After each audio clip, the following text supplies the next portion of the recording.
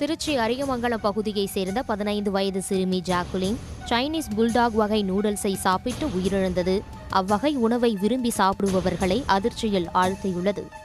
ஆன்லைனில் அந்த உணவை வாங்கி சமைத்து சாப்பிட்டு அச்சிறுமி உயிரிழந்தது தெரியவந்துள்ளது. இது தொடர்பாக திருச்சியில் செய்தியாளர்களிடம் பேசிய மக்கள் நல்வாழ்வுத்துறை அமைச்சர் மா. சுப்பிரமணியன், சீன நூடுல்ஸ் விற்கும் கடைகளில் காலாவதியான பொருட்கள் குறித்து ஆய்வு செய்ய நடவடிக்கை எடுத்துள்ளோம் என்றார்.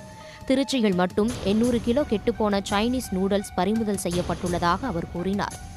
சைனீஸ் புல்டாக்ங்கிற நூடுல்ஸும் ஒரு கோக்கும் வாங்கி சாப்பிட்ருக்காங்க. அது இறந்துட்டாங்க. அந்த இறப்பு செய்தி தெரிஞ்ச உடனே ஃபுட் சேஃப்டி டிபார்ட்மெண்ட் அதை சம்மந்தமாக விசாரிக்கும் போது அவங்க வாங்கி சாப்பிட்டு அந்த பொருள் எடுத்து பார்த்துருக்காங்க. அது சைனீஸ் புல்டாக்ங்கிற ஒரு நூடுல்ஸு. உடனடியாக அது எங்கெல்லாம் திருச்சியில் விற்குதுங்கிறத போய் பார்க்குறப்ப ஒரு ஹோல்சேல் ஸ்டாக்கிஸ்ட்டை போய் பார்த்துருக்காங்க. அதில் இந்த பொருள் விற்பனை செய்யப்படுவது தெரிந்திருக்கிறது. அதை எடுத்து செக் பண்ணதில் ஒரு 800 கிலோ அளவுக்கு எக்ஸ்பைரி ஆன பொருட்கள் விற்கப்பட்டிருக்கிறது.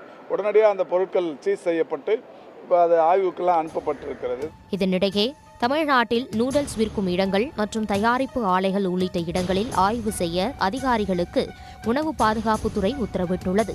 காலாவதியான நூடுல்ஸ் விற்பனை செய்வது கண்டறியப்பட்டால் உரிமையாளர் மீது கடும் நடவடிக்கை எடுக்கப்படும் எனவும் எச்சரிக்கை விடுக்கப்பட்டுள்ளது. கோவையில் உணவு பாதுகாப்புத்துறை மற்றும் மீன் வளர்ச்சித்துறை அதிகாரிகள் நடத்திய திடீர் சோதனையில் விற்பனைக்கு வைத்திருந்த 103 கிலோ கெட்டுப்போன மீன்கள் பறிமுதல் செய்யப்பட்டது.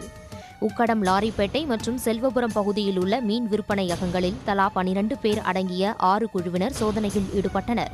சில கடைகளில் கெட்டுப்போன மீன்கள் விற்பனைக்கு வைத்திருந்தது கண்டுபிடிக்கப்பட்டது. அவ்வாறு கெட்டுப்போன மீன்களை வைத்திருந்த 9 கடைகளுக்கு விலக்கம் அளிக்க நோட்டீஸ் அளிக்கப்பட்டுள்ளது. உடனுக்குடன் செய்திகளை தெரிந்து கொள்ள சன் நியூஸ் பெல் ஐகானை கிளிக் பண்ணுங்க.